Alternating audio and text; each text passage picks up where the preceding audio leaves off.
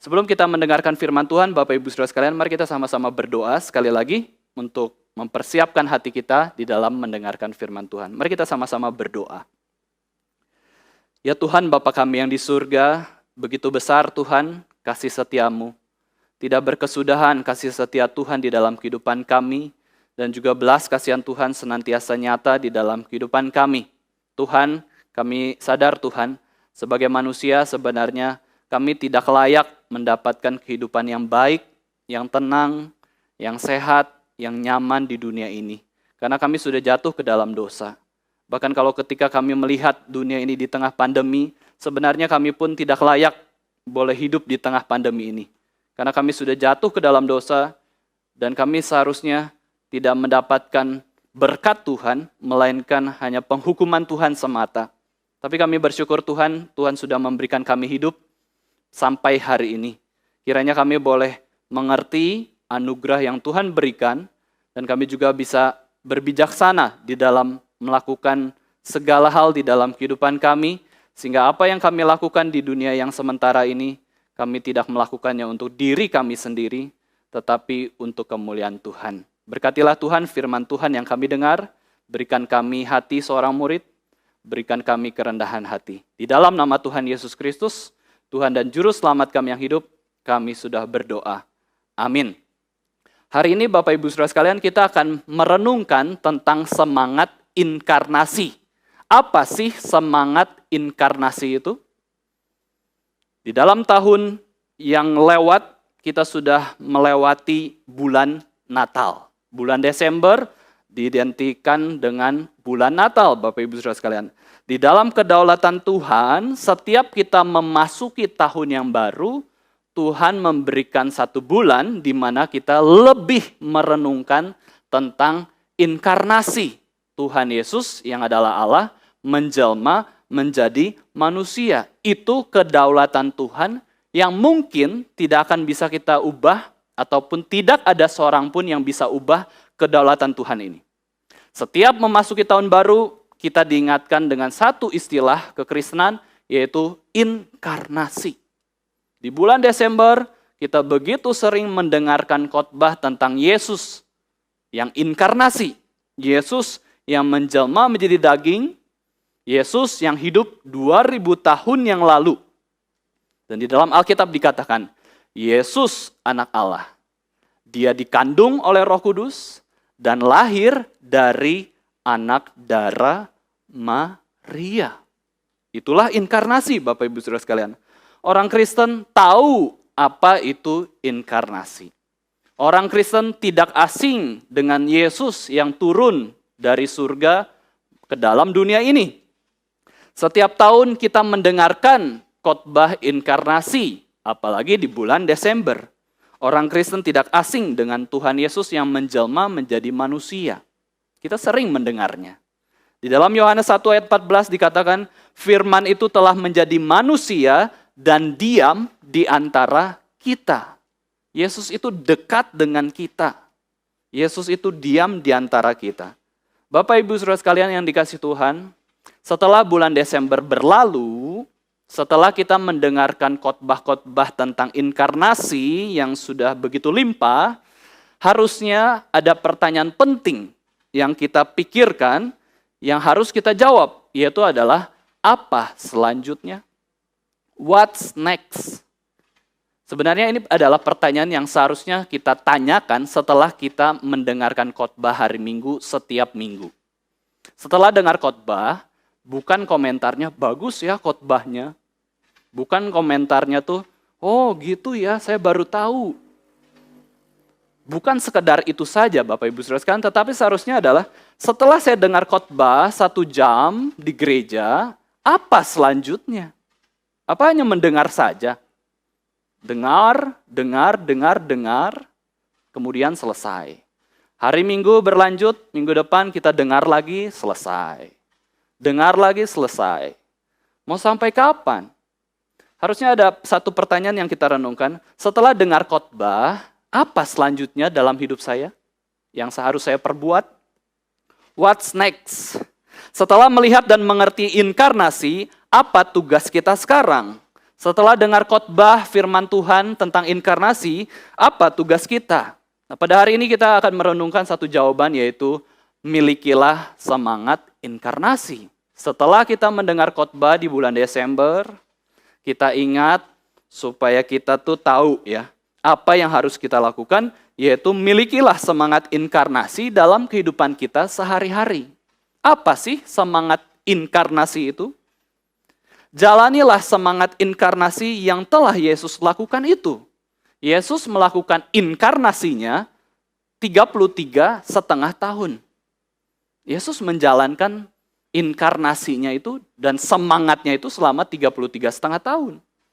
Nah, demikian juga kita sebagai orang Kristen, sebagai pengikut Kristus, Bapak Ibu Saudara sekalian, demikian kita pun harus mengikuti teladan Yesus Kristus, memiliki semangat inkarnasi. Itulah yang akan kita renungkan, kita belajar pada sore hari ini, Bapak Ibu Saudara sekalian, yaitu memiliki semangat inkarnasi. Ada 4 poin yang akan kita renungkan pada sore hari ini tentang semangat inkarnasi, tentang apa sih sebenarnya semangat inkarnasi itu. Yang pertama, Bapak Ibu Saudara sekalian, semangat inkarnasi adalah semangat berubah. Semangat berubah untuk bisa mengasihi dan menyelamatkan manusia yang berdosa. Semangat untuk mengalami perubahan. Dari mana? Dari siapa, Bapak Ibu Saudara sekalian, kita bisa melihat semangat perubahan itu? Ya dari Tuhan Yesus Kristus sendiri. Setidaknya, waktu Tuhan Yesus datang ke dalam dunia ini, ada 2 perubahan yang bisa kita renungkan. Yang pertama adalah perubahan wujud, perubahan makhluk hidup, perubahan living being. Itu Yesus kerjakan untuk kita. Yesus adalah Allah. Ya, Allah. Dia menjadi manusia. Itu perubahan. Perubahan pribadi, perubahan living being ya. Perubahan dari Allah menjadi manusia. Yesus Allah jadi manusia, dia mengambil rupa seorang manusia dan menjadi sama dengan manusia. Kita Filipi sudah jelaskan itu. Berarti dari Allah jadi manusia ada perubahan. Yesus sama seperti kita memiliki tubuh manusia dan panca indera manusia. Dan ketika kita melihat Alkitab menjelaskan bagaimana Yesus itu lahir dari kandungan Maria, dan gendernya juga adalah pria. Bapak Ibu Saudara sekalian, Yesus itu pria. Yesus itu jadi manusia. Dia memiliki panca indera, bisa melihat, bisa mendengar, bisa kelelahan, bisa ngantuk, Bapak Ibu Saudara sekalian, bisa sakit, terbatas ruang dan waktu, dan kemudian dia juga bisa jadi belajar sesuatu. Padahal kalau kita lihat Allah nggak perlu itu semua. Allah nggak perlu belajar, Allah tidak terbatas ruang dan waktu, Allah itu kekal, tetapi waktu Yesus berubah wujud itu, mengalami perubahan being, dia hidup di zaman tertentu, di waktu tertentu, bahasa tertentu, pemerintahan tertentu, budaya tertentu, padahal Allah itu di luar semua itu. Yesus itu kekal, tetapi dia rela mengalami perubahan itu untuk siapa? Untuk mengasihi umat manusia. Untuk siapa? Untuk menyelamatkan manusia yang berdosa, Bapak Ibu Saudara sekalian. Luar biasa. Perubahan wujud dari penuh kemuliaan, yaitu Allah, menjadi wujud yang lebih rendah, lebih lemah, lebih tidak mulia, yaitu manusia. Karena kasihnya yang besar. Kemudian Bapak Ibu Saudara sekalian, bukan saja perubahan wujud, Yesus juga mengalami perubahan tempat. Yesus di surga, masuk ke dalam dunia. Yesus itu tinggal di surga, bumi ini ciptaannya, dan di surga itu tidak ada dosa, Bapak Ibu Saudara sekalian, sedangkan di dunia ini penuh dengan dosa. Dan Yesus mau datang ke tempat yang penuh dengan dosa. Ini kadang-kadang Bapak Ibu Saudara sekalian, kalau kita pikirkan hal ini, perubahan-perubahan yang dilakukan oleh Yesus Kristus, kadang-kadang nggak masuk akal ya. Kita kalau pindah rumah saja Bapak Ibu Saudara sekalian, kalau kita ada cukup uang, tidak kepepet, kita menginginkan yang lebih baik kok tempatnya. rumah yang lebih baik, lebih aman, lebih bersih, lebih bagus.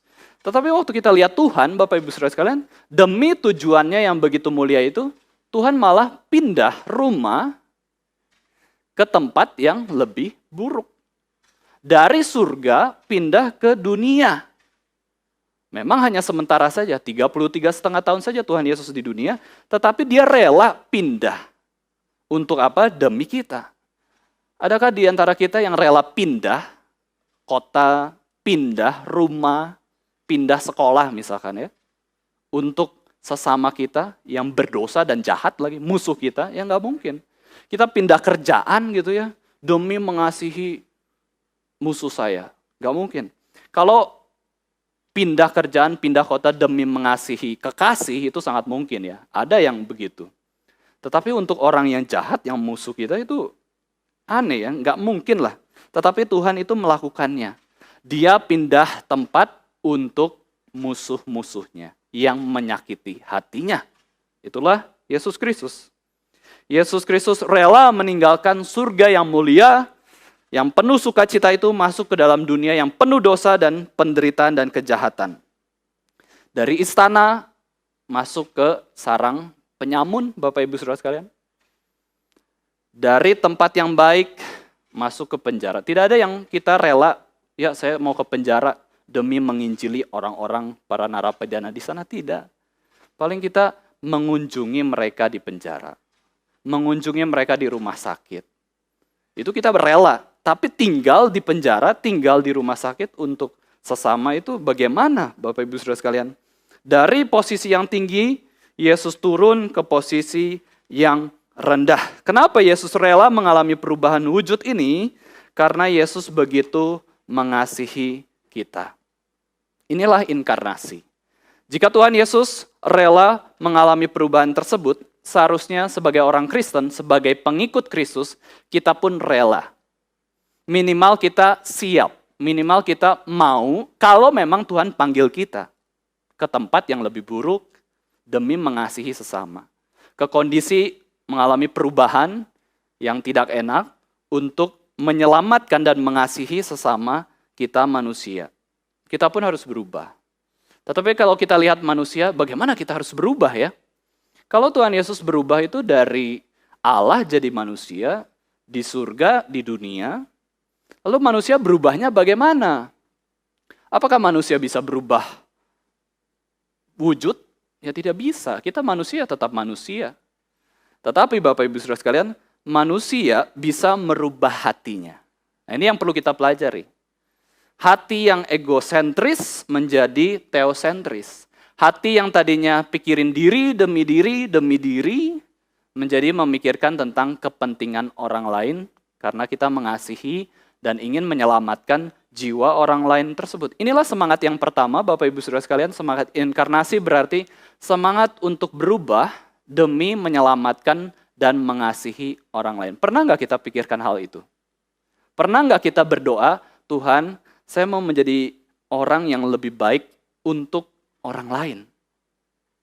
Saya ingin betul-betul meneladani Yesus Kristus. Saya ini manusia, saya ini pemuda, saya ini orang tua, tapi saya ingin lebih baik lagi untuk bisa mengasihi sesama saya. Ini semangat inkarnasi. Susah tidak merubah diri Bapak Ibu Saudara sekalian? Susah ya, sangat susah. Kalau merubah diri demi kepentingan diri saja sangat susah, apalagi merubah diri demi kepentingan sesama ataupun bahkan Tuhan. Ya. Kalau kita meninggalkan zona nyaman kita itu sangat susah. Ya, demi kepentingan diri saja susah, apalagi demi kepentingan orang lain. Tetapi Bapak Ibu Saudara sekalian, sayangnya manusia itu susah untuk merubah diri lebih baik, tetapi sangat mudah untuk merubah diri menjadi lebih buruk lagi. Kalau kita berubah jadi lebih baik itu sangat susah sekali, penuh penyangkalan diri. Tetapi untuk merubah diri kita jadi buruk seburuk-buruknya itu sangat mudah. Karena apa? Karena natur kita yang berdosa. Kecenderungan kita itu senantiasa berdosa. Maka kita hadir di tempat ini saja sudah puji Tuhan sebenarnya. Kita bisa ibadah di hari Minggu itu sudah puji Tuhan. Karena Bapak Ibu Saudara sekalian, hati kita itu sebenarnya nggak pengen ibadah, nggak pengen ketemu orang, nyapa-nyapa, ngobrol-ngobrol. Kecenderungan hati ya. Kecenderungan hati manusia itu pengennya berdosa sebenarnya. Karena daging ini memang lemah. Tetapi ada roh yang di dalam diri kita yang sudah dikuduskan oleh Roh Kudus sehingga kita datang dengan hati yang tenang, yang senang gitu ya. Kita datang ke gereja tuh senang, bukannya aduh disuruh lagi ke gereja, males lagi ya, capek, jauh, hujan lagi, pandemi lagi, ngeluh lagi.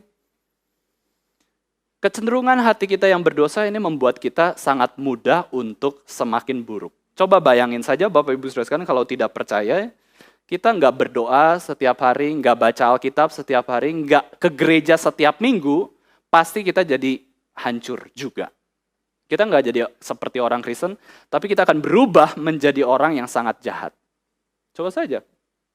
Tidak baca Alkitab, tidak berdoa, tidak ke gereja, pasti jadi jahat sejahat-jahatnya, bahkan tidak bisa dikenali sebagai orang Kristen. Merubah diri jadi jahat itu sangat mudah kok. Nggak berdoa, nggak baca Alkitab, nggak ke gereja, jadi jahat. Pasti jadi jahat. Meskipun percaya Yesus. Tetapi merubah diri menjadi baik, Bapak Ibu Saudara sekalian, kita baca Alkitab setiap hari, masih berdosa. Berdoa setiap hari, masih berdosa. Ke gereja setiap minggu melayani, masih saja bebal, masih saja jahat. Ini memang tidak mudah. Karena apa? Karena memang hati manusia itu sudah berdosa. Alkitab menjelaskan gambaran tentang hati itu luar biasa mengerikan, Bapak Ibu Saudara sekalian. Alkitab menggambarkan hati kita itu seperti batu. Keras sekali ya. Batu itu keras. Kalau sudah kita punya kehendak yang egois, kita akan tetap seperti itu. Batu, bebal, dikasih tahu nggak nurut.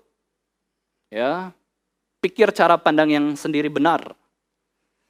Di dalam Amsal, Bapak Ibu Saudara sekalian, digambarkan ya, orang yang hatinya membatu, orang hatinya yang bebal itu, digambarkan oleh Amsal, dikatakan lebih baik ketemu beruang betina yang kehilangan anak, daripada ketemu orang bebal dengan kebodohannya, Bapak Ibu Saudara sekalian.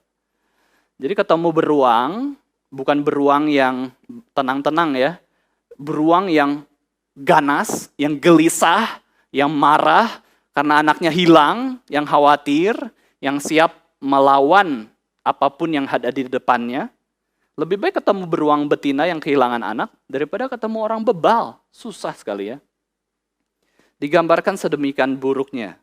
Alkitab menggambarkan hati kita juga tegar tengkuk. Tegar tengkuk itu adalah leher kita ini Bapak Ibu Saudara sekalian bisa tunduk, bisa tegak kan ya.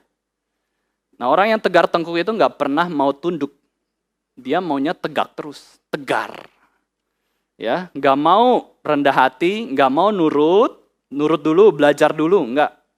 Dia nantang, merasa diri benar, sombong, itu orang yang tegar tengkuk. Hati kita juga digambarkan seperti batu ya, keras kepala. Ya, itu adalah hati manusia. Itulah yang membuat kita sulit berubah. Apalagi kita kalau sudah memiliki tradisi, kebiasaan, sudah terpola, sudah ada zona nyaman sendiri, kita mau berubah bagaimana Bapak Ibu Saudara sekalian? Sulit sekali. Maka itu butuh anugerah dari Allah Roh Kudus. Inilah semangat yang pertama Bapak Ibu Saudara sekalian, marilah kita memiliki hati yang mau berubah. Ayo, di tahun baru ini, ayo kita berubah yuk. Lebih baik lagi, menjadi gereja yang lebih baik lagi, menjadi orang yang punya hati yang lebih baik lagi. Yang kedua, semangat inkarnasi berarti semangat permulaan, Bapak Ibu Saudara sekalian. Waktu Yesus inkarnasi, itu berarti Yesus punya awal. Yesus punya mula-mula. Allah itu kekal, nggak ada awal, nggak ada akhir, dia kekal. Alkitab menggambarkan Alfa dan Omega, awal dan akhir. Tuhan itu penguasa atas waktu, tetapi waktu Yesus lahir ke dalam dunia ini, Bapak Ibu Saudara sekalian, dia punya awal. Awalnya kapan? 2000 tahun yang lalu. Lahir di zaman pemerintahan Romawi, Kaisar Agustus. Menjadi manusia berarti memiliki awal. Baik Adam, waktu diciptakan dengan hembusan nafas dan dari debu tanah, itu ada awalnya. ada awalnya. Baik Hawa diciptakan dari tulang rusuk Adam, Bapak Ibu Saudara sekalian, itu ada awalnya. Bayi-bayi yang lahir dalam proses kelahiran itu ada awalnya. Yesus pun kelahirannya yang ajaib itu dikandung dari Roh Kudus ada awalnya, sehingga manusia itu punya awal dan kita punya umur. Kita punya umurnya. Ada umur 0, umur 1. Bapak Ibu Saudara sekalian, kita itu punya awal. Kisah awal kelahiran Yesus diceritakan di dalam 2 kitab Injil, Bapak Ibu Saudara sekalian, yaitu Injil Lukas dan Injil Matius. Dimulai dengan kedatangan malaikat Gabriel kepada perawan Maria dan mengatakan, sesungguhnya engkau akan mengandung dan melahirkan seorang anak laki-laki dan hendaklah engkau menamai dia Yesus. Kemudian Yesus ketika diberitahu itu, ya, kelahiran Yesus itu diberitahu oleh malaikat kepada Maria, Yesus juga diberitahu bahwa dia itu adalah anak Allah yang maha tinggi, kerajaannya itu akan kekal, dan dia akan menyelamatkan umatnya dari dosa. Orang yang dilahirkan, Bapak Ibu Saudara sekalian, waktu dia lahir pertama kali di dunia ini, itu ada maknanya. Ada maknanya. Ada tujuan awalnya. Ketika Yesus diberitakan oleh malaikat Gabriel kepada Maria, dikasih tahu kok. Ya, anak Allah yang maha tinggi, kerajaannya itu akan kekal, dia akan menyelamatkan umatnya dari dosa. Itu ada tujuannya. Bahkan kalau kita lihat perjanjian lama, Bapak Ibu Saudara sekalian, nubuatan kelahiran Yesus pun sudah dinubuatkan jauh-jauh hari. Yesus akan meremukkan kepala ular, akan mengalahkan si iblis. Jadi kelahiran Yesus itu memiliki tujuan, yaitu menyelamatkan umatnya dari dosa-dosa. Yesus memiliki awal, padahal Allah itu tidak memiliki awal. Maksudnya apa sih? Apa pentingnya kebenaran ini? Kebenaran bahwa Yesus punya awal.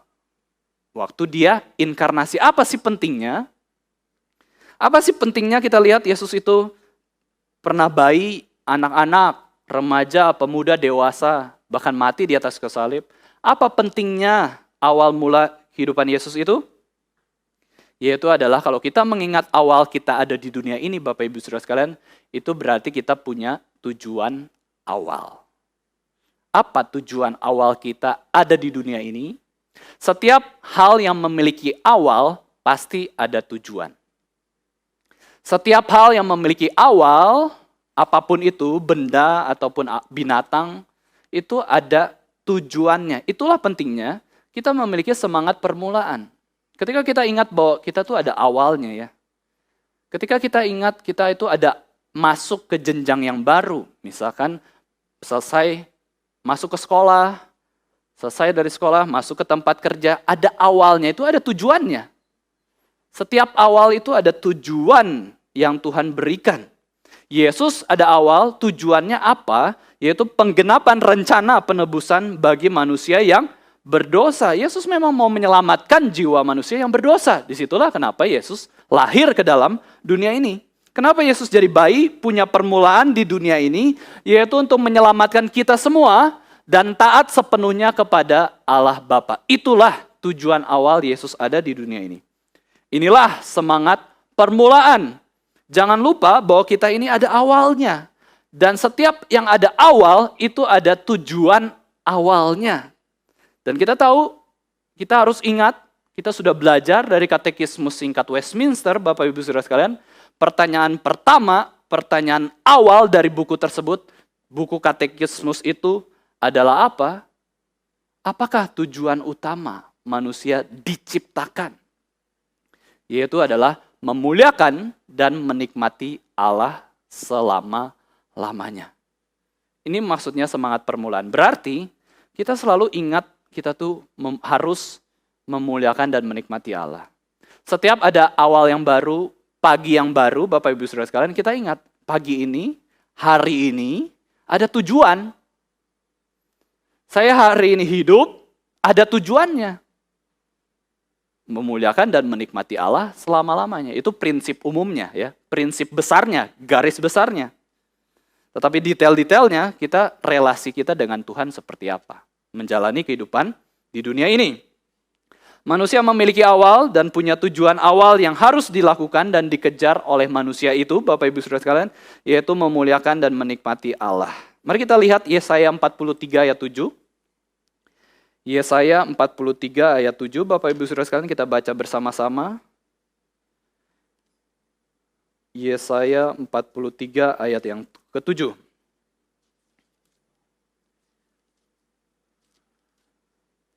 Mari kita baca bersama-sama, 1, 2, 3. Semua orang yang disebutkan dengan namaku, yang kuciptakan untuk kemuliaanku, yang kubentuk dan yang juga kujadikan. Bapak Ibu Saudara sekalian, manusia diciptakan untuk memuliakan dan menikmati Allah selama-lamanya. Artinya kita memang mau fokus menyenangkan Allah dan juga menikmati segala anugerah yang sudah Tuhan berikan. Tetapi di dalam ayat ini juga kita bisa melihat bahwa Tuhan tuh tidak ciptakan manusia saja loh. Tuhan ciptakan seluruh hal yang ada di dunia ini. Galaksi, alam semesta.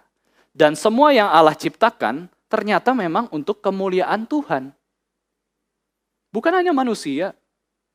Langit, bintang, bulan, matahari, semua itu punya tujuan awalnya, yaitu untuk memuliakan Allah, untuk kemuliaan Tuhan.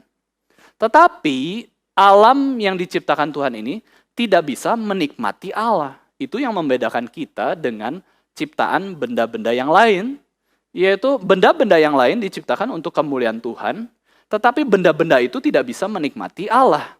Hanya manusia saja yang bisa menikmati Allah. Dan juga tentu malaikat-malaikat yang tidak berdosa, itu juga mereka bisa memuliakan dan menikmati Allah juga. Tetapi benda-benda lain tidak ya, hanya diciptakan kemudian demi kemuliaan Tuhan saja. Manusia diciptakan tetapi untuk memuliakan Tuhan, untuk glory of God, dan juga untuk menikmati Tuhan. Untuk kemuliaan Tuhan. Kita tidak boleh lupa tujuan awal kita diciptakan, Bapak Ibu Saudara sekalian, bukan untuk diri kita sendiri, bukan untuk keluarga kita, bukan untuk gereja kita, bukan untuk kepentingan kita, tetapi untuk Tuhan, untuk kemuliaan Tuhan. Ini menjadi pesan yang sangat baik di awal tahun baru ini, Bapak Ibu Saudara sekalian. Kita harus mengawali tahun baru dengan juga semangat permulaan. Lakukanlah tujuan awal kita diciptakan, Bapak Ibu Saudara sekalian, yaitu memuliakan dan menikmati Allah. Kemudian, apa yang kita bisa lakukan di awal tahun baru ini? Ya, marilah kita memulai awal tahun yang baru dengan awal yang baru juga. Marilah kita memulai tahun baru ini dengan awal yang baru juga. Seperti yang Paulus katakan di dalam Filipi 3, dia katakan, aku melupakan apa yang di belakangku dan mengarahkan diri kepada apa yang di hadapanku dan berlari-lari kepada tujuan untuk memperoleh hadiah, yaitu panggilan sorgawi dari Allah di dalam Yesus Kristus. Jangan sampai kita terjebak di masa lalu, kemudian kita tidak bisa maju, sehingga kita tidak bisa melakukan apa-apa di masa depan. Ya, kita bisa lupakan hal yang lalu. Ada hal-hal yang bisa kita lupakan, ada hal-hal juga yang bisa kita ingat. Tetapi poinnya adalah kita berlari ke masa yang akan datang untuk mengejar panggilan Tuhan di dalam kehidupan kita. Apa awal yang baru itu, Bapak Ibu Saudara sekalian, sederhananya? Apa ya? Kalau Tuhan panggil kita untuk apa sih? Di tahun ini terutama. Hal yang sederhana yang kita bisa lakukan adalah kebaikan-kebaikan yang baru. Ya, kebaikan-kebaikan yang baru, awal pelayanan yang baru, Bapak Ibu Saudara sekalian. Khususnya di tengah pandemi ini juga, kita bisa memikirkan pelayanan yang baru seperti apa, ya. Yang tadinya tidak terlibat dalam pelayanan, kemudian kita bisa terlibat melayani juga. Tidak pernah terpikirkan gara-gara pandemi ini kita memiliki pelayanan yang baru, Bapak Ibu Saudara sekalian, ya kan? Ya, pelayanan secara online. Via Google Meet, via YouTube live streaming. Itu baru loh. Itu bukan pelayanan yang sudah lama ya, itu baru kita lakukan. Itu awal yang baru. Nah, kita belajar melakukan hal yang baru, pelayanan yang baru. Sekarang kita memikirkan secara gereja, Bapak Ibu Saudara sekalian. Secara gereja kita mau yang baru itu seperti apa sih? Ya, kebaikan yang baru yang kita bisa lakukan untuk gereja sebagai gereja Tuhan.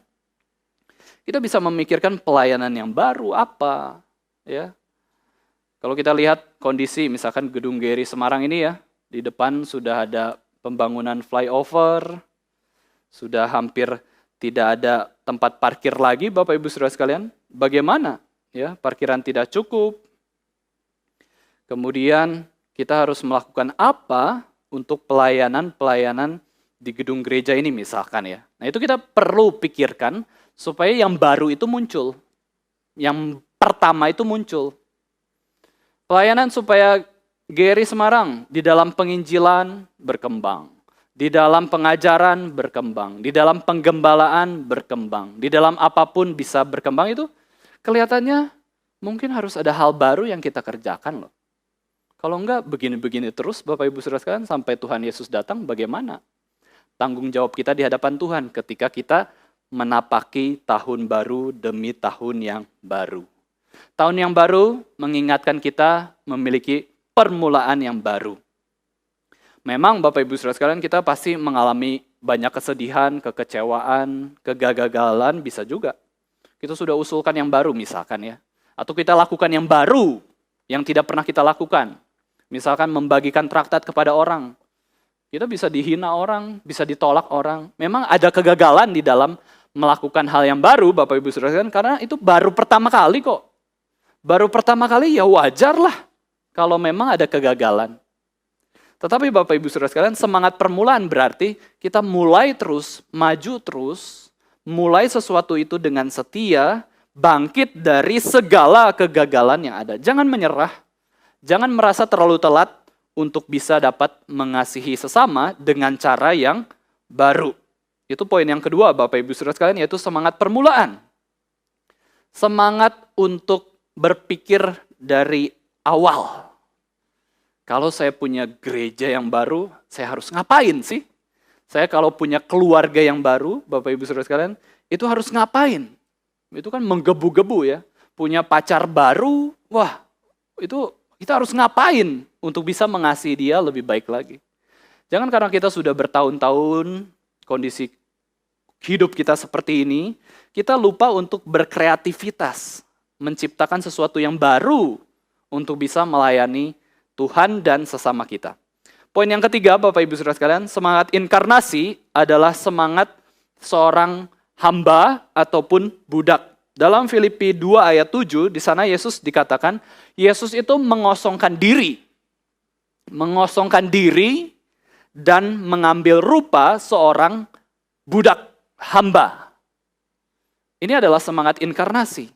Kosongkan diri kita. Ya, kosongkan diri. Yesus Allah, tapi mengosongkan diri, dia mengambil rupa seorang hamba atau budak. Apa sih arti menjadi seorang budak? Ini kebalikan dengan arti menjadi Allah, Bapak Ibu Saudara sekalian. Kalau Allah itu harusnya dituruti, harusnya dihormati, harusnya dilayani. Itu Allah. Tetapi Yesus mengambil rupa seorang budak, itu kebalikan sama sekali dengan Allah. Kontradiksi 180 derajat dari Allah. Allah harusnya ditaati, dilayani, dihormati. Tetapi budak justru ngapain Bapak Ibu Saudara sekalian? Justru dia melayani, menghormati, dan mentaati. Kebalikan sekali. Ya. Sebagai seorang budak berarti dia melakukan apa yang diperintahkan tuannya. Taat buta lah. Taat buta, taat sampai mati.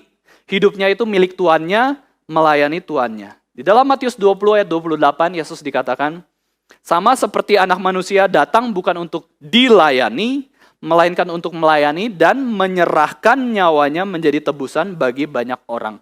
Waktu Yesus hadir ke dalam dunia ini, Yesus itu melayani, menyerahkan nyawanya. Padahal harusnya dia dilayani dan yang menyerahkan nyawanya itu adalah kita untuk Allah. Tapi ini kebalikan lagi. Allah justru melayani, bahkan menyerahkan nyawanya untuk kita. Ini begitu membingungkan kalau kita merenungkan tentang Allah, Bapak Ibu Saudara sekalian. Di perjamuan terakhir, Yesus melakukan pelayanan seorang hamba, yaitu membasuh kaki dari 12 muridnya satu persatu. Harusnya Yesus kok yang dibasuh kakinya. Kenapa Yesus mau melayani, Bapak Ibu Saudara sekalian? Dia Tuhan, dia juga manusia, 100% Tuhan, 100% manusia, waktu dia inkarnasi, Bapak Ibu Saudara sekalian. Karena Yesus menyadari bahwa kita ini terlalu lemah. Sudah ada teladan saja, kita nggak bisa melayani dengan rendah hati. Sudah ada teladan dari Tuhan loh. Apalagi cuma teladan dari pendeta. Teladan dari Tuhan aja kita nggak taat, apalagi teladan dari pendeta, teladan dari sesama orang Kristen. Kita ini terlalu lemah, sampai Tuhan Yesus memang menjadi budak, menjadi hamba, rendah hati. Dan kalau kita lihat Alkitab, Bapak Ibu Saudara sekalian, ada sebutan bagi setiap orang Kristen, yaitu adalah sebutan apa? Yaitu panggilan seorang hamba. Ya, panggilan seorang hamba, satu sisi ini adalah pekerjaan yang rendah, ya, tetapi satu sisi ini adalah panggilan juga yang terhormat. Yang dipanggil hamba di dalam Alkitab, Bapak Ibu Saudara sekalian, hanya umat Tuhan. Umat bukan Tuhan, umat non-Kristen tidak dipanggil hamba oleh Tuhan. Kita lihat di dalam Kejadian, Tuhan pernah menyebut kepada Abraham itu, hambaku Abraham. Di dalam kitab Imamat, Bapak Ibu Saudara sekalian, bangsa Israel itu disebut hamba-hamba Allah. Di dalam kitab Bilangan, Musa itu disebut hambaku. Daud itu disebut hambaku. Para nabi disebut hambaku. Ayub pun pernah disebut sebagai hambaku. Dan Yesus juga pernah disebut sebagai hamba Allah. Setiap umat Tuhan, setiap orang Kristen, itu ada sebutan, Bapak Ibu Saudara sekalian, yaitu hamba. Bukan hamba Tuhan saja, bukan pendeta saja yang disebut hamba, Bapak Ibu Saudara sekalian. Kita pun semua hamba, hambanya Tuhan. Itu sebutan terhormat, Bapak Ibu Saudara sekalian, bagi kita. Karena Tuhan yang memanggil kita. Tuannya adalah Tuhan. Kita ini hambanya. Kita ini hamba, ya. Apa semangat seorang hamba itu? Semangat seorang hamba itu melayani, bukan dilayani. Datang ke gereja itu bukan dilayani. Memang kita bisa komplain, ya. Kita bisa kritik, aduh ibadahnya harusnya begini, khotbahnya harusnya begini, pengkhotbahnya harusnya begitu. Tapi itu bukan semangat seorang hamba, Bapak Ibu Saudara sekalian. Semangat seorang hamba ada kekurangan di gereja ini, dia coba perbaiki. Minimal doakanlah. Bukan malah, nggak puas, pindah gereja lain. Itu semangat bos, Bapak Ibu Saudara sekalian. Yang suka pindah-pindah gereja itu bukan semangat seorang hamba. Itu semangat seorang bos. Kalau nggak puas, dia pindah. Seorang hamba itu melayani, dia taat perintah sang tuan, dia merendahkan diri untuk melakukan pekerjaan apapun yang tuannya perintahkan. Pekerjaan yang rendah, yang tinggi, yang susah, yang mudah, yang kelihatannya penting, yang kelihatannya tidak penting, dia kerjakan. Asal memang tuannya perintahkan. Kalau tuannya tidak perintahkan, ya tidak dikerjakan. Nah ini hamba itu paradoks. Ada paradoks hamba, Bapak Ibu Saudara sekalian, kalau kita berpikir ya, apakah berarti seorang hamba ini selalu di bawah? Selalu rendah, selalu hina, Bapak Ibu Saudara sekalian? Ternyata tidak juga. Ya. Orang yang punya semangat seorang hamba melayani justru dihormati oleh orang-orang yang mengerti soal pelayanan. Makanya di dalam Matius 23 di situ disebutkan, barang siapa meninggikan diri, dia akan direndahkan. Barang siapa merendahkan diri, dia ditinggikan. Orang yang merasa diri tinggi, sok tinggi, justru direndahkan Tuhan. Orang yang merasa dirinya rendah, merendahkan diri untuk bisa melayani sesama dan Tuhan, justru akan dihormati, akan ditinggikan. Ini paradoks. Kita sebagai hamba kan harusnya ya udahlah, nggak dipandang penting kan. pembantu, apa kita pernah anggap penting pembantu kita, Bapak Ibu Saudara sekalian? Kayaknya dalam sehari-hari tidak. Secara teori kita tahu, oh pembantu kita juga adalah manusia yang diciptakan gambar dan rupa Allah. Tapi apa kita pernah rasa diri penting, diri mereka penting? Gak terlalu ya. Kita lebih rasa teman sesama kita di gereja lebih penting. Ya, orang yang ini yang terkenal lebih penting. Ahok misalkan, Ahok lebih penting. Padahal Bapak Ibu Saudara sekalian, semuanya itu hamba. Semuanya itu hamba. Seorang hamba Tuhan dari Jerman, yaitu Dorothy Irene Marx, ya seorang hamba Tuhan perempuan ya, yang pelayanannya di Bandung, luar biasa, melayani dengan setia kurang lebih 60 tahun. Dorothy Irene Marx ini, dia melayani di Indonesia dan berkontribusi besar di STT Bandung, Bapak Ibu Saudara sekalian. Saya membaca bukunya dan di situ tertulis bahwa dia ada salah satu prinsip yang dia pegang dalam kehidupannya, yaitu the way to up is down. Jalan untuk ke atas itu adalah ke bawah, turun. Jalan untuk naik, Bapak Ibu Saudara sekalian, adalah turun. Berarti Bapak Ibu Saudara sekalian, kita mau nggak naik-naik terus? Enggak. Kita maunya turun dalam arti ya, kita yang penting melayani Tuhan dan Tuhan itu senang itu cukup. Bukan kita naik, kita yang senang. Ya kan? Kita yang senang, kita bisa kaya misalkan, kita terkenal, kita dihormati, kita yang senang. Tuhan belum tentu senang. Tapi kalau kita rendah hati sebagai hamba, turun melayani, apa yang Tuhan kasih perintah, ya saya taatlah. Yang penting Tuhan senang. Tuhan itu melihat kita tuh semakin tinggi, semakin naik. Ya, semakin naik nilai kita di mata Tuhan. Karena kita belajar menjadi seorang hamba Tuhan yang baik. Jika seseorang ingin ditinggikan, maka ia harus mau merendahkan diri. Ternyata melakukan tugas seorang hamba itu tidak selalu di bawah dan dihina, Bapak Ibu Saudara sekalian, tetapi Tuhan juga angkat dan meninggikan kita. Inilah paradoks seorang hamba. Inilah semangat seorang hamba. Dan selain itu, selain paradoks hamba, selain semangat seorang hamba, Bapak Ibu Saudara sekalian, semangat seorang hamba ini juga adalah kerendahan hati.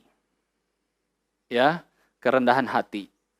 Kalau kita melewati tahun yang lalu, kemudian masuk ke tahun yang baru, Bapak Ibu Saudara sekalian, selalu ada perasaan seperti ini. Tahun yang lalu ada orang yang tidak bisa melewatinya. Tapi aku kok bisa masuk ke tahun yang baru ini? Ya.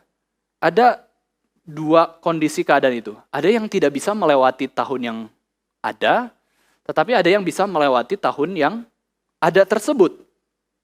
Itu menunjukkan apa, Bapak Ibu Saudara sekalian? Sebenarnya itu menunjukkan kita tuh harus rendah hati sih. Ketika kita memulai sesuatu yang baru, tidak mungkin kita bisa sombong. Memulai tahun yang baru, nggak mungkin kita bisa sombong. Kita belajar naik sepeda, belajar naik mobil saja kan baru pertama kali, masa bisa sombong gitu? Woi, saya sombong, saya bisa nyetir, misalkan ya. Nggak ada orang yang bisa sombong ketika melakukan pekerjaan di awal pertama kali. Kita memasuki awal tahun baru 2021, 2021 ini pertama kali, bisa sombongkah? Di tahun 2021 ini apa yang terjadi Bapak Ibu Saudara sekalian? Kita bisa tahu? Nggak ada yang tahu. Kalau tahun 2020 kita tahu, 1 tahun yang lalu sudah ada pandemi corona dan lain-lain. Tapi tahun yang baru ini Bapak Ibu Saudara sekalian kita nggak bisa sombong. Karena kita baru kok, ya baru pertama kali masuk ke tahun yang baru. Ini mengajarkan kita juga supaya kita rendah hati, mau belajar, merasa diri tidak mampu menjalani tahun 2021 ini dengan kekuatan sendiri.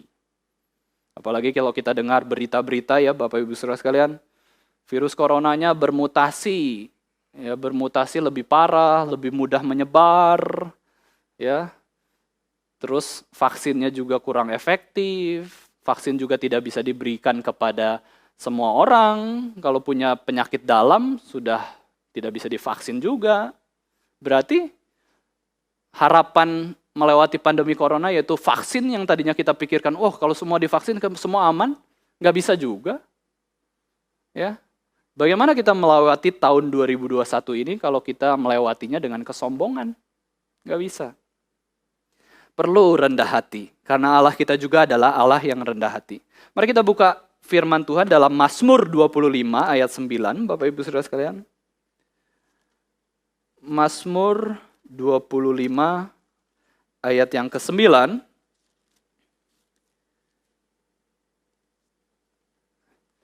Ini adalah ganjaran bagi setiap orang yang rendah hati, Bapak Ibu Saudara sekalian. Kita baca bersama-sama Mazmur 25 ayat yang ke-9. 1, 2, 3. Ia membimbing orang-orang yang rendah hati menurut hukum, dan ia mengajarkan jalannya kepada orang-orang yang rendah hati. Bahasa Inggrisnya, He guides the humble in what is right and teaches them in His way. Dia memandu orang-orang yang rendah hati terhadap apa yang benar dan mengajarkannya di dalam jalan-jalan Tuhan. Itulah ganjaran orang yang rendah hati, Bapak Ibu Saudara sekalian, yaitu apa? Yaitu Tuhan membimbing kita untuk menjalani tahun yang baru ini dengan benar. Nah, sekarang pertanyaannya, bagaimana kita supaya memiliki hati yang rendah hati, Bapak Ibu Saudara sekalian? Selain kita melihat tahun baru dan tahun yang lalu ini, kita mengingat perkataan Rasul Paulus. 1 Korintus 15 ayat 9 di situ dikatakan, Paulus mengatakan perkataan yang paling rendah hati di dalam kehidupannya. Dia katakan, aku adalah yang paling hina dari semua rasul, bahkan tidak layak disebut rasul, sebab aku telah menganiaya jemaat Allah. Ini adalah kesaksian kalimat kerendahan hati dari Rasul Paulus yang luar biasa. Di dalam 1 Korintus 15 ayat 9, Paulus katakan, dari semua rasul, aku yang paling hina. Bahkan aku tuh nggak layak disebut rasul. Karena aku telah menganiaya jemaat Allah. Ingatlah kebobrokan kita. Bapak Ibu Saudara sekalian, ingatlah kita tuh pernah jahat sama Tuhan, pernah jahat sama jemaat Allah. Itulah yang membuat kita rendah hati. Kalau kita ingat dosa-dosa kita, Bapak Ibu Saudara sekalian, kita nggak bisa sombong kok. Kita bisa ya. Orang mengenal kita begitu baik di luar, tetapi ternyata di belakang kita begitu jahat. Itulah yang membuat kita nggak bisa sombong. Kita mau rendah hati. Karena saya bobrok. Rasul Paulus begitu bobrok, tidak layak disebut rasul, merasa dirinya begitu hina dan rendah. Saya juga sama, kita bukan rasul bahkan ya. Nggak ada di antara kita satu orang pun di tempat ini yang rasul atau nabi, nggak ada. Kita ini hanya manusia biasa kok, pengikut Kristus. Kita ingat kebobrokan kita, itulah yang membuat kita itu rendah hati. Tetapi, hati-hati Bapak Ibu Saudara sekalian, jangan sampai kita terjebak di dalam kebobrokan kita yang masa lalu. Banyak orang yang terjebak di dalam kebobrokan masa lalu, akhirnya apa? Nggak mau pelayanan lagi. Misalkan jadi liturgis pertama kali, tapi rasanya gagal gitu ya. Khotbah pertama kali rasanya gagal, Bapak Ibu Saudara sekalian. Itu membuat kita tuh bisa nggak lanjut loh ya. Kita nggak melakukan kehendak Tuhan bisa jadi. Karena apa? Karena kita terjebak di kebobrokan kita. Ingat kebobrokan kita membuat kita rendah hati, tetapi terjebak dalam kebobrokan kita membuat kita tidak berbuat apa-apa. Terakhir Bapak Ibu Saudara sekalian, poin terakhir di dalam semangat inkarnasi ini adalah yaitu semangat setia sampai akhir hidup. Semangat sampai titik akhir hidup kita. Moto dari Korps Marinir Amerika yaitu adalah Semper Fidelis, Bapak Ibu Saudara sekalian. Bahasa Latinnya Semper Fidelis, artinya adalah always faithful, ya, selalu siap sedia. Saya yakin setiap orang yang mengambil keputusan menjadi tentara, Bapak Ibu Saudara sekalian, dia itu punya kesetiaan. Saya mau setia sampai sama negara saya. Bahkan Bapak Ibu Saudara sekalian, setia sampai merelakan nyawanya. Makanya banyak orang yang habis dari medan pertempuran, tentara-tentara itu, ketika pulang ke negaranya, wah itu disambut luar biasa. Setiap tentara, ketika mereka melihat tentara, itu dihormati luar biasa. Karena apa? Karena their faithfulness, kesetiaan mereka. Mereka rela mati loh. Mereka rela mati supaya kita hidup. Mereka rela berperang dengan penjajah, dengan orang-orang yang memang jahat ya. Rela mati di peperangan supaya kita bisa hidup dengan nyaman sebagai warga sipil. Itu tentara. Semper Fidelis, Corps Marinir Amerika, Bapak Ibu Saudara sekalian, always faithful. Prajurit itu dinilai dari dua hal minimal, Bapak Ibu Saudara sekalian, yaitu kesetiaan dan keberanian. Setia nggak melewati proses latihan yang sakit, menyakitkan, nggak enak, bangun pagi, disuruh lari, push up, sit up, badan tuh sakit semua ya. Harus nurut sama komandan, kalau nggak nurut sama komandan dihukum, dipukul. Luar biasa, setia nggak? Ya, setia nggak melewati kesulitan itu? Kemudian setelah berperang, berani nggak berperang sampai mati? Ya, berani nggak? Ayo, melawan penjajah misalkan ya, atau melawan negara yang jahat, atau penjahat-penjahat, teroris gitu ya. Ada keberanian mati nggak? Kalau nggak punya keberanian mati, Bapak Ibu Saudara sekalian, prajurit itu tetap tinggal di baraknya. Nggak akan pergi, nggak akan naik pesawat. Prajurit itu tetap, namanya juga saya takut mati. Tetapi orang yang berani mati, dia maju. Dan kalau ada prajurit yang takut, ya, kemudian dari prajurit terus kemudian tidak lagi menjadi prajurit, itu malunya luar biasa, ya, dihukum luar biasa, itu menjadi sebuah hal yang menunjukkan dia tidak setia dan tidak berani. Karena dia sudah meninggalkan pekerjaannya sebagai prajurit. Dalam Filipi 2, Yesus dikatakan, dalam keadaan sebagai manusia, Yesus telah merendahkan dirinya dan taat sampai mati. Yesus adalah orang yang tidak takut mati, Bapak Ibu Saudara sekalian. Dia setia, dia berani mati, dan dikatakan taat sampai mati. Bahkan matinya juga di atas kayu salib. Inilah semangat inkarnasi, semangat untuk setia sampai akhir hidup yang Yesus sudah lakukan bagi kita semua. Yesus sudah setia sampai mati. Kalau Tuhan Yesus tidak setia, Bapak Ibu Saudara sekalian, waktu Yesus akan dihukum di atas kayu salib, dia tinggal perintahkan malaikatnya dan tidak akan terjadi kematian Yesus di atas kayu salib. Kalau Yesus tidak setia dan tidak berani mati. Tetapi orang yang setia dan berani mati, ya, memiliki keberanian untuk setia sampai mati, itulah teladan dari Yesus Kristus yang perlu kita teladani. Ambil contoh Bapak Ibu Saudara sekalian di dalam perumpamaan talenta misalkan. Kita tahu ceritanya, perumpamaan talenta, ada seorang tuan yang akan berpergian ke negeri yang jauh. Kemudian ada 3 hambanya kan ya.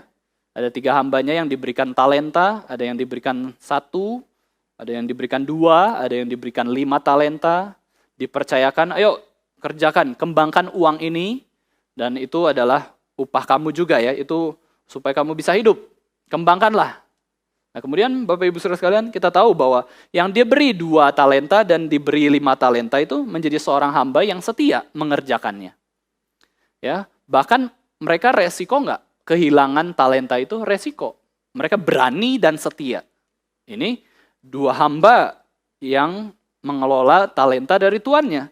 Tetapi hamba yang diberi 1 talenta, Bapak Ibu Saudara sekalian, justru kebalikannya. Dia sudah dapat berkat, uang 1 talenta, dia nggak setia mengembangkannya. Dia kalau bisa juga bisa menolak lah. Udah nggak usah kasih saya uang talenta itu. Karena dia nggak setia dan dia nggak berani menggunakan uangnya itu, talentanya itu, dia kubur 1 talenta itu di tanah. Nah ini adalah contoh seorang hamba yang tidak setia dan tidak berani. Ya, dia menyimpan talenta tersebut. Kemudian Bapak Ibu Saudara sekalian, hamba yang diberi 1 talenta ini diberikan penilaian hamba yang jahat dan malas. Hamba yang jahat dan malas. Tetapi hamba yang diberikan 2 dan 5 talenta ini diberikan penilaian hamba yang baik dan setia. Nah, ini pelajaran bagi kita Bapak Ibu Saudara sekalian. Ya, kita menjadi hamba Tuhan itu menjadi hamba yang seperti apa ya? Baik dan setia enggak? Enggak usah muluk-muluk menjadi hamba yang hebat, ya, yang terkenal, yang luar biasa, powerful. Ya, kita dikenal orang sebagai orang baik dan orang yang setia. Saya rasa Tuhan juga mengatakan cukup. Ya, cukup. Orang yang baik. Ya, orang yang baik itu seperti apa Bapak Ibu Saudara sekalian? Ya kita pikir sendiri. Orang yang setia itu seperti apa Bapak Ibu Saudara sekalian? Kita pikir sendiri juga. Yang kalau kita lihat dalam perumpamaan itu, yang mengerjakan apa yang dipercayakan kepadanya dengan baik. Ya, itulah yang membuat kita berbuah. Setiakah kita melayani di gereja Tuhan meskipun banyak masalah? Setiakah kita kepada keluarga kita meskipun keluarga kita mungkin tidak sempurna? Setiakah kita mengasihi sesama kita meskipun sesama kita tidak cocok sama kita?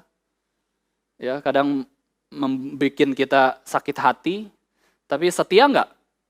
Kalau Tuhan berikan kesempatan mereka tetap ada di sekitar kita, ya jangan diabaikan, ya, jangan dicuekin, jangan dimusuhin.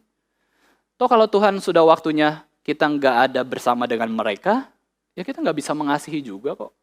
Kalau Tuhan tempatkan mereka ada di sekitar kita terus, kita setia enggak mengasihi mereka? Ya, tidak setiap orang di sekitar kita itu bisa kita kasihi, Bapak Ibu Saudara sekalian, ada waktunya. Terutama keluarga kita. Di masa pandemi ini, kita mau supaya terus ya bisa melayani Tuhan dengan setia melalui gereja Tuhan, melalui keluarga, dan kiranya kita boleh setia selalu. Marilah kita mengawali tahun baru ini dengan semangat inkarnasi ini, Bapak Ibu Saudara sekalian. Mata yang senantiasa memandang kepada teladan Yesus Kristus. Yesus Kristus yang sudah inkarnasi supaya kita punya hidup yang kekal dan juga bisa memiliki semangat inkarnasi. Janganlah kita sombong, jangan menganggap orang lain itu tidak penting, tetapi kasihilah sesamamu manusia seperti dirimu sendiri. Semangat inkarnasi ini. Ada 4, semangat untuk berubah, untuk mengasihi dan menyelamatkan sesama manusia. Semangat permulaan, semangat seorang hamba atau semangat seorang budak yang rendah hati, dan juga semangat untuk setia sampai akhir hidup. Di awal minggu di tahun baru ini, kita mendengarkan khotbah tentang semangat inkarnasi. Tapi khotbah yang kita dengar ini percuma kalau kita hanya cuma dengar. Khotbah yang kita dengar setiap minggu akan percuma kalau kita cuma dengar tetapi tidak melakukannya. Dan percuma juga kalau kita melakukan hanya 1 kali terus tidak pernah melakukannya lagi. Maka dari itu bagaimana Bapak Ibu Saudara sekalian? Kita perlu yang namanya latihan.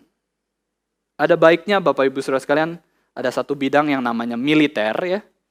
Karena dari bidang militer itu kita bisa belajar sesuatu untuk melatih kerohanian kita juga.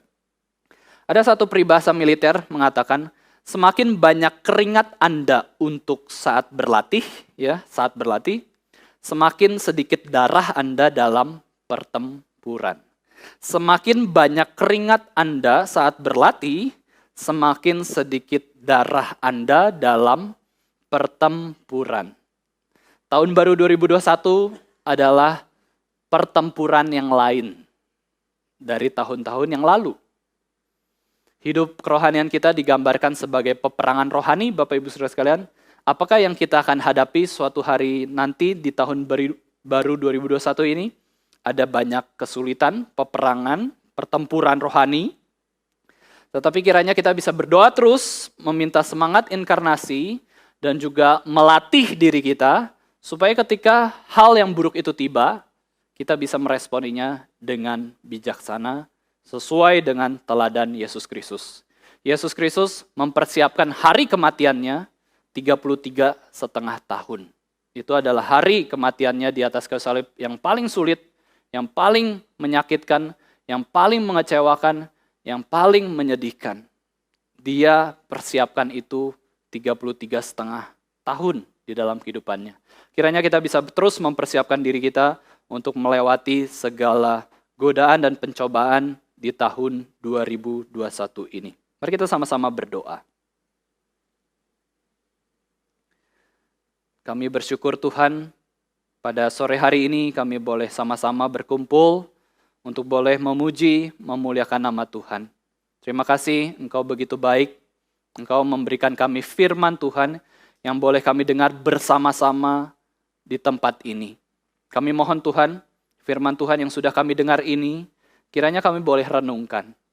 Kiranya kami boleh merenungkan firman Tuhan siang dan malam. Kiranya kami juga boleh melatih diri kami untuk bisa melakukan firman Tuhan. Karena kami sadar Tuhan, untuk melakukan firman Tuhan, kami butuh awal yang baru. Kami butuh belajar, kami butuh kerendahan hati, dan terlebih lagi kami membutuhkan anugerah dari Roh Kudus untuk memampukan kami melakukan kebenaran firman Tuhan. Tuhan, ampunilah dosa-dosa kami.